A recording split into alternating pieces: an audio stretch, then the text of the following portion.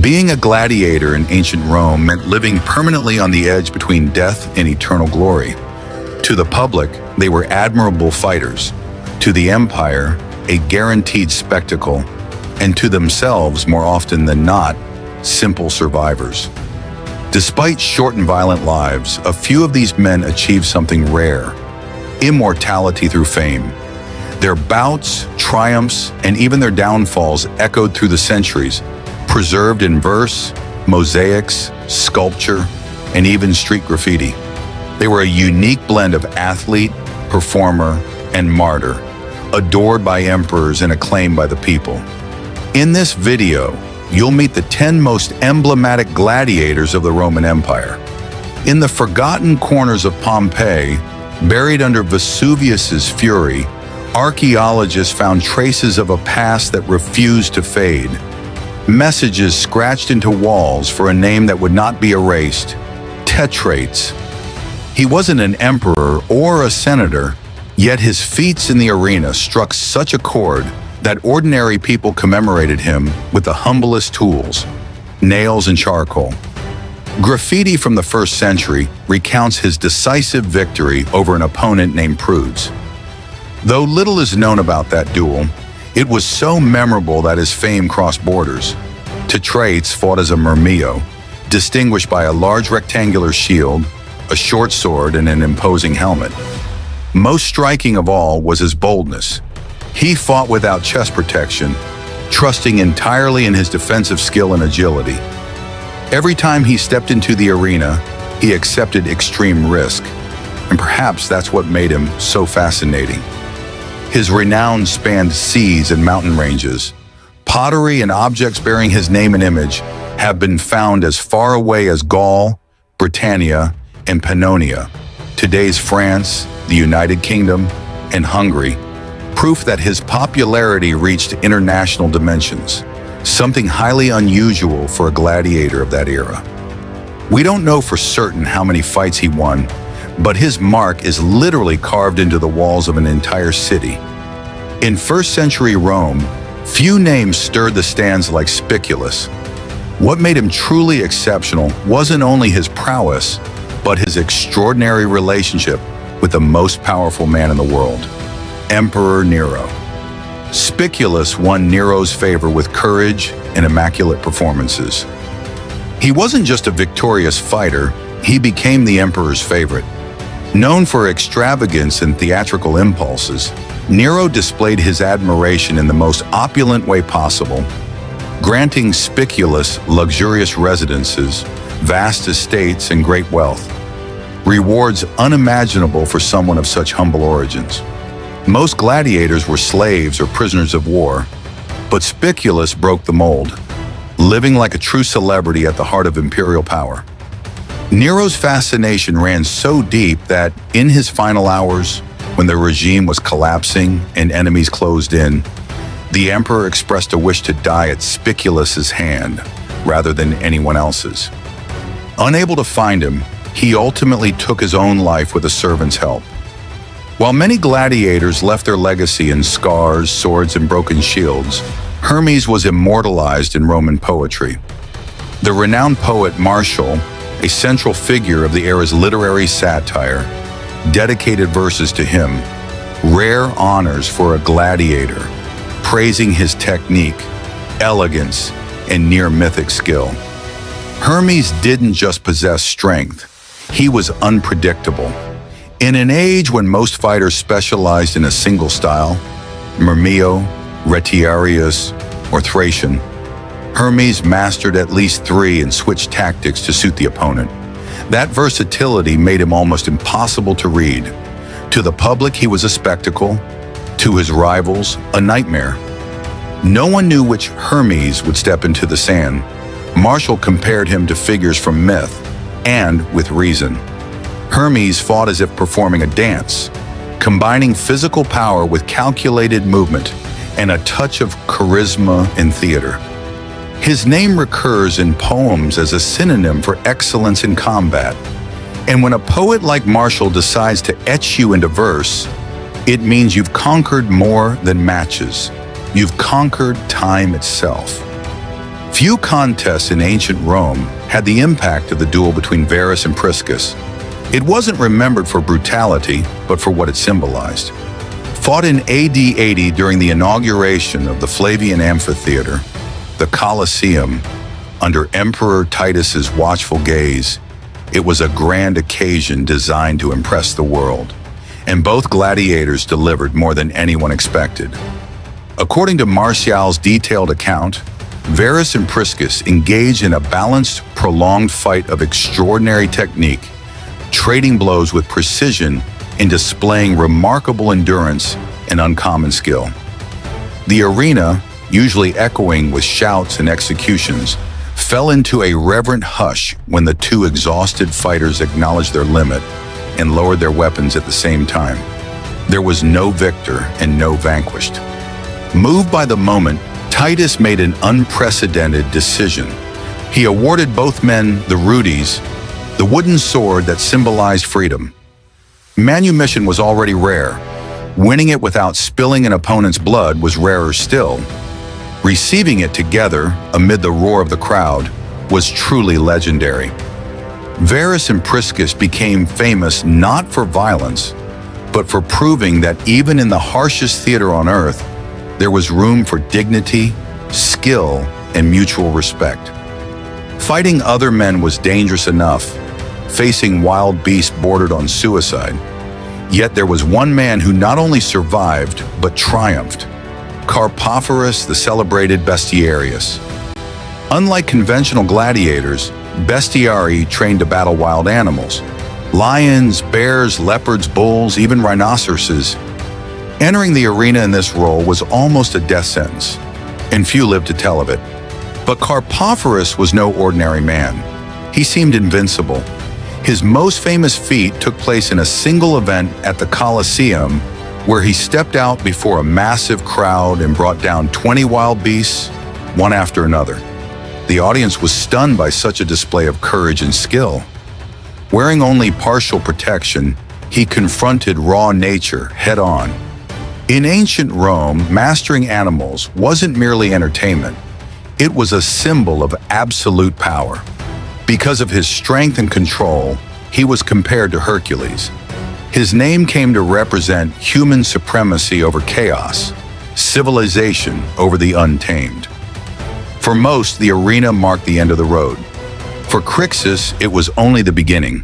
A Gaul by origin, Crixus started like many others, captured, reduced to slavery, and trained to provide bloody spectacle for Rome. His sheer power made him stand out quickly. But he wasn't just brute force. His refined technique surprised even seasoned fighters. Over time, he became a prominent figure in his ludus. Yet Crixus wasn't interested in mere survival. He wanted something deeper: revenge. He became one of the key leaders of the famous breakout at Capua, together with Spartacus and about 70 companions. That escape marked the beginning of the Third Servile War, a rebellion that shook the empire to its core. While Spartacus took a strategic approach, aiming to cross the Alps and secure freedom for the enslaved, Crixus was driven by a more visceral fury.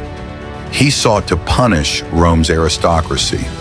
He split from the main group and marched south with thousands of followers, sacking villas, destroying property, and clashing with local militias. The price was high. In 72 BC, Crixus was intercepted by Roman legions and fell fighting bravely, surrounded by his rebel comrades. His death left a mark. Upon hearing of it, Spartacus staged a grim tribute, forcing 300 Roman prisoners to fight one another in honor of his fallen friend. A macabre inversion of roles meant to send a clear, defiant message to the heart of Rome. In a society where most gladiators shared the same origins, slaves, prisoners of war, or convicts, Marcus Attilius broke every pattern. He was a free Roman citizen. No one forced him to fight. He entered the arena voluntarily, driven by personal debts and the hope of escaping ruin. What he surely didn't imagine was that the decision would bring not only financial redemption, but eternal renown. In his first bout, he faced Hilarius, a veteran from Nero's school riding a 13-fight win streak, and, against all odds, Attilius defeated him. The shock was total. He didn't stop there. Soon after, he beat Aetius Felix, another undefeated gladiator with 12 victories behind him. It was as if a rookie had defeated two world champions in the same season. These lightning strike victories raced through Rome like fire and dry grass. In 2007, archaeologists uncovered mosaics and graffiti bearing his name, etched testimony to his courage and talent in the arena. In Rome, names weren't won with promises, but with blood, sweat, and steel. And few names were forged as intensely as Attilius's. Few names ignited such passion in gladiatorial history as Flamma, Latin for flame, and he fought like one. Born in Syria and originally a soldier, he was captured and forced into the very life he would come to define. What began as a sentence became a glorious career. Armed with a short sword and shield, Flamma stood out for controlled aggression, natural magnetism, and a stamina that bordered on superhuman. Fighting in the secutor style with partial armor, enough to protect himself without losing mobility, he left areas exposed as if daring death to touch him. Over his life in the arena, he took part in 34 recorded bouts, 21 wins, 9 draws, and only 4 defeats, an exceptional record for any fighter. But what truly made Flamma a legend wasn't just his victories, it was his refusals. He was offered the rudis, the wooden sword that meant freedom, 4 times. 4 chances to leave the arena and start anew. He turned them all down. No one knows why.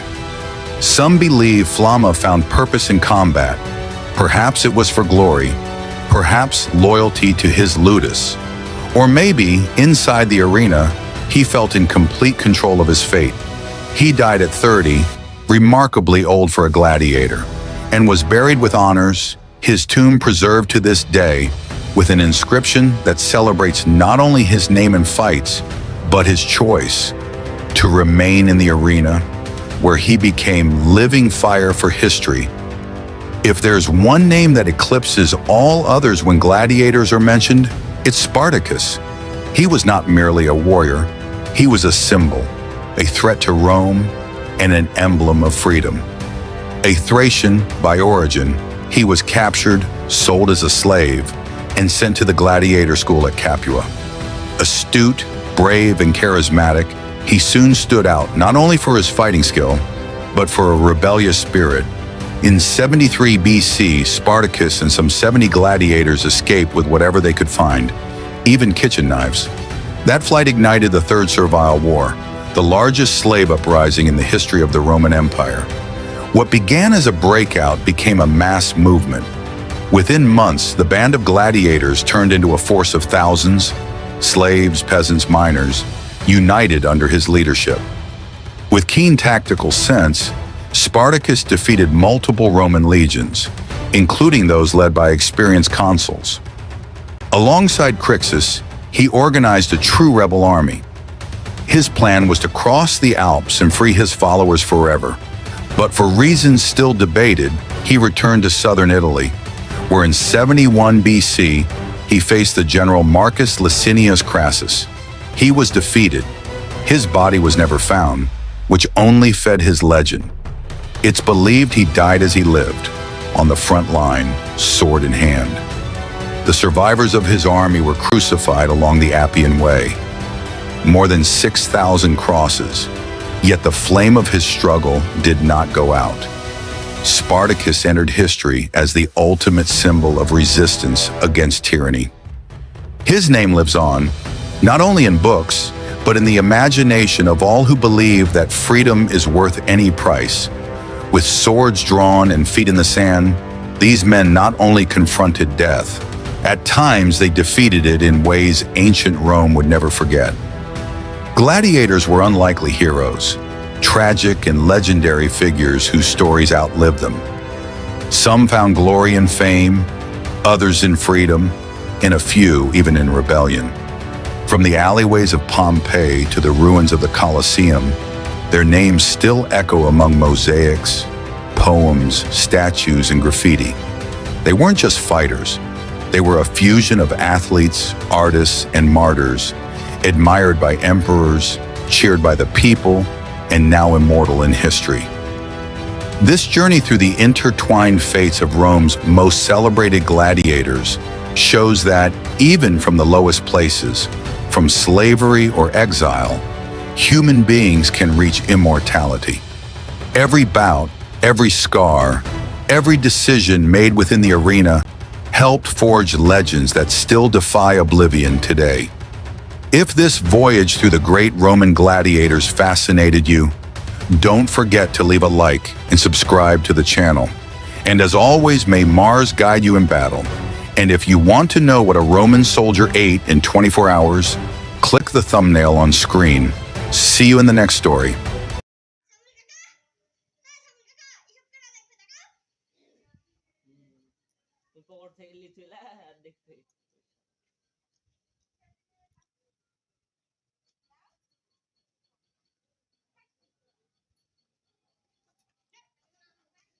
Mobile game खेले